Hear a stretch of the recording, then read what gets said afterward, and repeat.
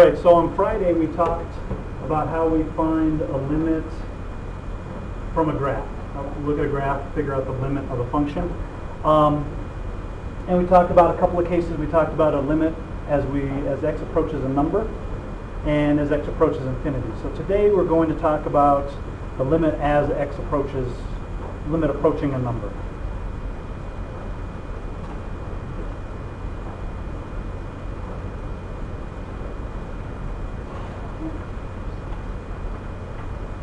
So we're going to be looking at the limit as x approaches 2, as x approaches -3, whatever. So we have really, there are only a couple things that we can happen. Our limit is going to be some number. Our limit is going to be, or our limit is going to be plus or minus infinity, or not exist. We're either going to get a number, some kind of infinity, or our limit's not going to exist. So that's really all we have to worry about when we're approaching a number. So what we're going to do is when we have a function, we're looking at a function, and we want the limit x is approaching a number.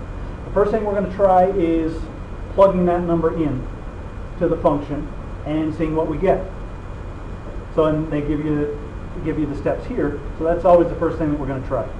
We have a nice function here. Our limit is x approaches -2. I'm just going to plug in -2. If we don't have any kind of problem, we don't end up dividing by 0, anything like that, then that's going to be our limit. So I just plug this in, get -2 squared minus 4 times -2 plus 1. Calculate that all out, and that's 13. So for this particular problem, the limit as x approaches -2 of x squared minus 4x plus 1 is going to be 13, the number that I get when I plug that in. So that's always the first thing that we're going to try when we're approaching a number, when our limit x approaches a number. So this next example, we have 2x minus 6 over x minus 2. Well, we could potentially have a problem if we're looking at the limit as x approaches 2, because then we'd end up dividing by 0. But here our limit is as x approaches -2. Well, I can plug -2 in here and not get any kind of problem. So I just plug this in. I get 2 times -2 minus 6 over -2 minus 2.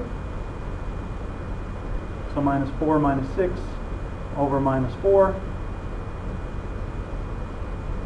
And I get 5/2. So no problems. We don't end up dividing by 0. We don't end up taking the square root of a negative number. We're all set. Our limit is just 5/2. So what happens if we don't get a number? There are a couple of things that we can do. So for this example, example 3, x is approaching -2. If I plug in -2 here, and -2 squared is positive 4 minus 4, I get 0. If I plug in -2 on the top, I get a 0. If I plug in, I get 0 over 0. We don't want 0 over 0. 0 over 0 is called indeterminate. It doesn't really tell us anything. So what we do in this case, our first step is try to factor.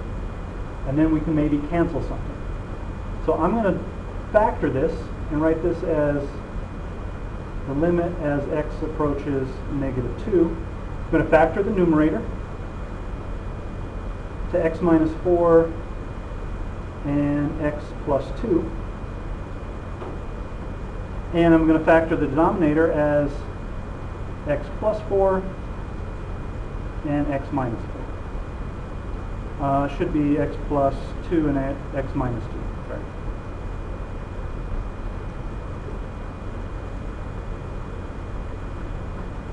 Well, now I can cancel the x plus 2's, and this equals our limit as x approaches -2 of x minus 4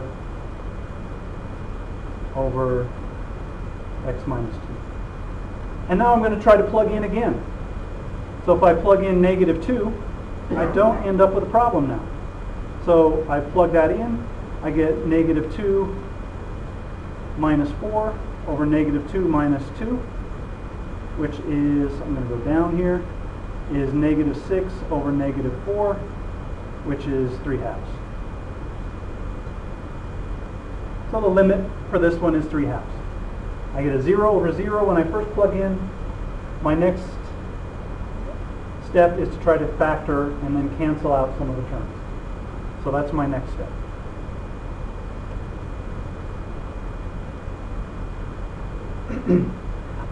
Same thing for example 4. If I plug in x equals 1, I get 0 over 0. I'm going to factor that and try to cancel. Well, if I factor the numerator,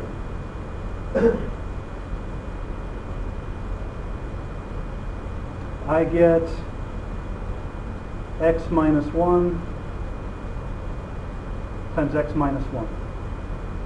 And the denominator, this factors, I factor out an x minus 1, I'm left with x squared plus x plus 1. So I can cancel one of these x minus 1s, and I get the limit as x approaches 1 of x minus 1 over x squared plus x plus 1. Now I can plug in when I plug 1 into the bottom, I don't get a problem anymore. I get 1 squared is 1, plus 1 is 1, plus 1 is 3. So I get 0 over 3, which is just 0. So this limit is going to be 0. So when I'm approaching a number, when x approaches a number, my first step is going to be plug that number in, see if I can calculate. If I get some kind of problem, try to factor and cancel some of the factors in the numerator and denominator, and then plug in again and see if it works. But sometimes after we factor and cancel, we still end up with a problem. So that's what we're going to look at for our next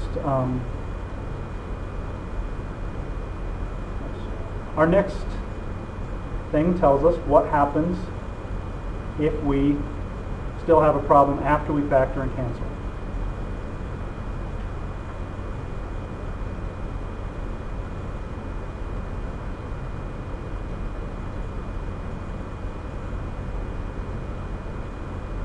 So that's what it's saying here, is if steps 1 and 2 don't work, if I plug it in, I have a problem, it doesn't work. If I factor and cancel, I still have a 0 in the denominator. One of these 3 possibilities is all that can happen. Our limit is going to be infinity, it's going to be negative infinity, or it does not exist. And relating this back to what we talked about when we talked about rational functions. If we still end up with a 0 in the denominator, our graph is going to look, we're going to have a vertical asymptote somewhere. And if our limit is infinity, my graph ends up looking something like this. So I end up with the graph going up on both sides. If it's negative infinity, I have a vertical asymptote somewhere, and my graph does this towards the asymptote. Or if the limit doesn't exist, my third possibility is I have a vertical asymptote, and my graph does something like that. And it could be flipped also. So my limit's either going to be infinite, positive infinity, negative infinity, or it doesn't exist. So if I end up with a 0 in the denominator, one of these 3 things is going to happen. We just have to figure out which one it is. So what we're going to do when that happens is the point that we're looking for our limit. In this example, it's x equals 2. We're going to take a number that's just slightly bigger than 2, plug it into our function and see if it's positive or negative. Take a number that's slightly smaller than 2. Plug it into our function and see if it's positive or negative. If it's positive on both sides, we have this possibility. It goes up on both sides. If it's negative on both sides, then we have this possibility, and our limit's negative infinity. And if it's opposite signs on either side of our number, then our limit does not exist. So let's look at this example. We have the limit as x approaches 2. If I put in 2 here, I end up with a 0 in the denominator. I can't factor anything. I can't cancel anything.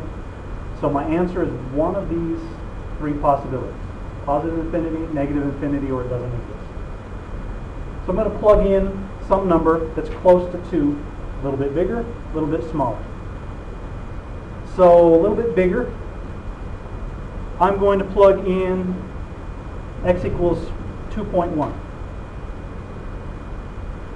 And I'm going to calculate. So I plug that in. So 2 times 2.1 plus 5 over 2.1 minus 2. When I calculate that out, I get 9.2 over 0.1, or 92. So on the right of my limit, I have a positive number. I'm going to plug in a number a little smaller than x equals 2. X equals 1.9. So just a little smaller. 2 times 1.9 plus 5. I need that plus 5, and then I'm going to do 1.9 minus 2. I get 8.8 over negative 0.1 is negative 88. So this is positive. This is negative. So the limit does not exist.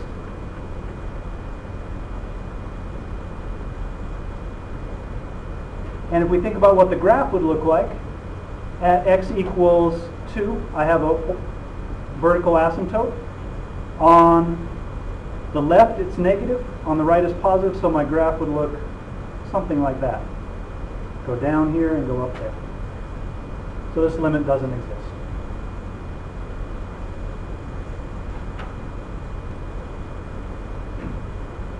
So questions? Questions on that?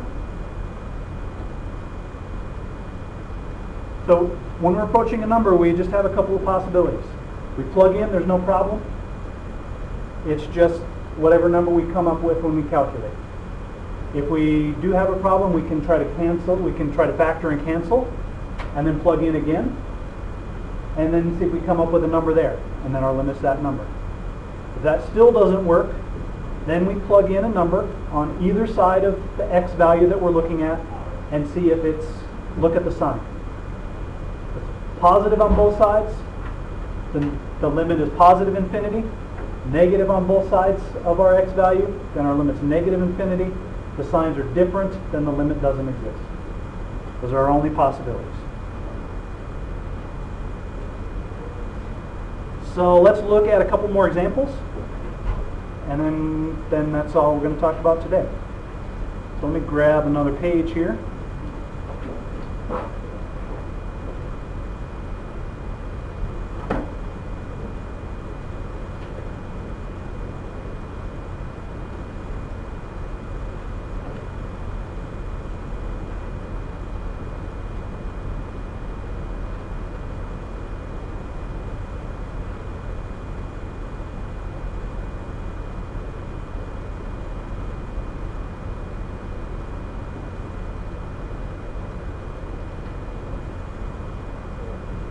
All right. So let's look at this example. We want to the limit as x approaches 0. We can see right away if we plug in 0 here, we get a problem because we're dividing by 0. We can't factor anything. We can't cancel anything. So our answer has to be positive infinity, minus infinity, or does not exist. So I'm just going to plug in a number a little smaller than 0. And I'm going to say, let's pick x equals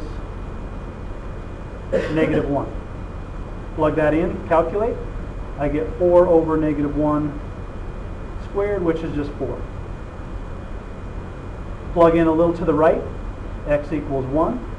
4 over 1 squared is 4. They're both positive.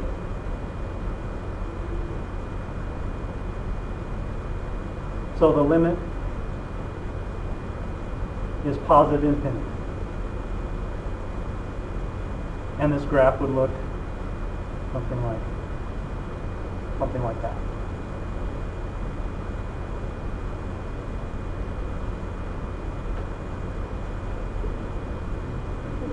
All right, let's look at example 7. I'm not going to do all of these. We'll just do a couple of these. So we want to find this limit. If we plug in x equals -3, we end up with 0 over 0.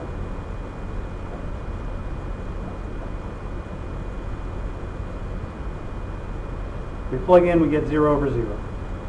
So I want to factor. So our first step, if we get something that doesn't work, we want to factor. So we're looking at the limit as x approaches -3. If I factor the numerator, I get x plus 3 times x minus 1 divided by x plus 3 times x plus 3. So I can cancel one of these x plus 3's. I plug in again. And I still get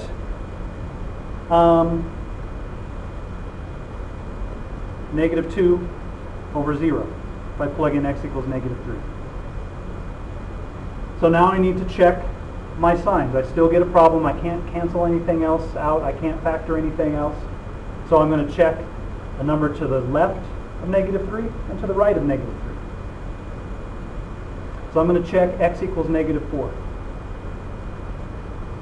When I plug in x equals -4, if I plug that in and calculate, I get 5 over 1, which is positive. And I plug in to the right. I'm going to plug in x equals 0 to make my work easy. So if I plug in x equals 0, I get -3 over 9.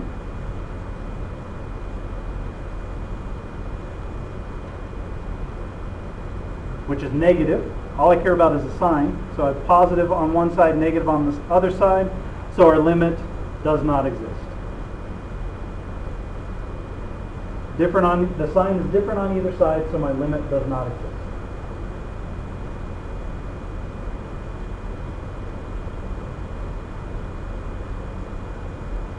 So questions on that one?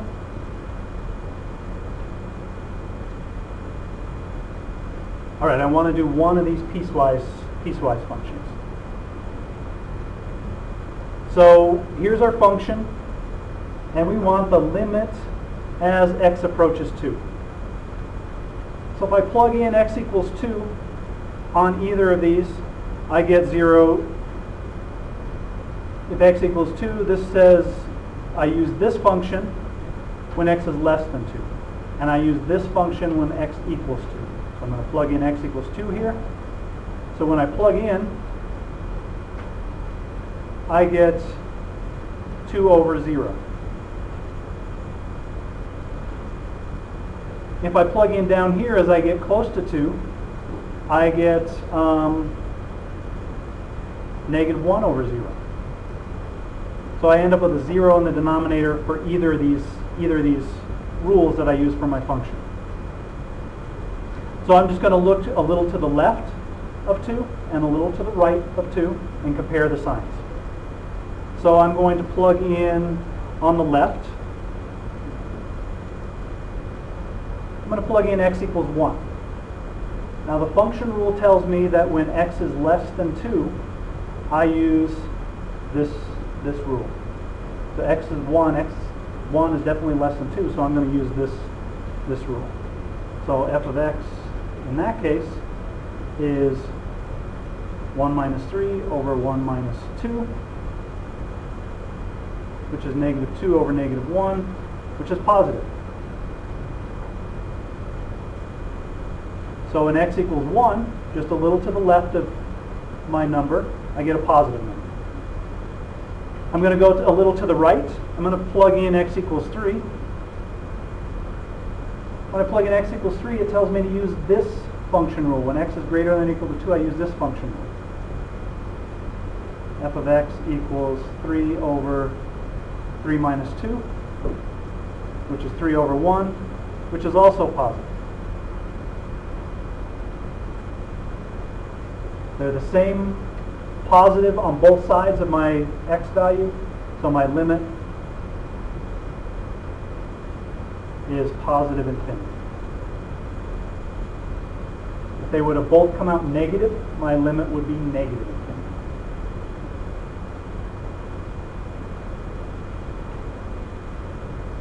No questions on that one? All right, so when we're talking about x approaching a number, only a couple possibilities. We don't have any problems with our function. We can plug it in and calculate. Our function, the limit equals that number, whatever we come up with. If we have some kind of problem, try to factor, cancel, plug in again. If it works then our limit is whatever number we get. If we still have a problem, then we're either going to get positive or negative infinity, or does not exist. And the way we check that is we plug in numbers to the left and right of our x value that we're looking at. Signs are both the same, positive, our limit's positive infinity, both negative, our limit's negative infinity. The signs are different, then our limit does not exist. And those are our only possibilities. All right, so in the algebraic limits packet, we're going to do 1 through 25, even or odd. And then we'll do the rest. We'll talk about limits at infinity tomorrow. So 1 through 25, even or odd.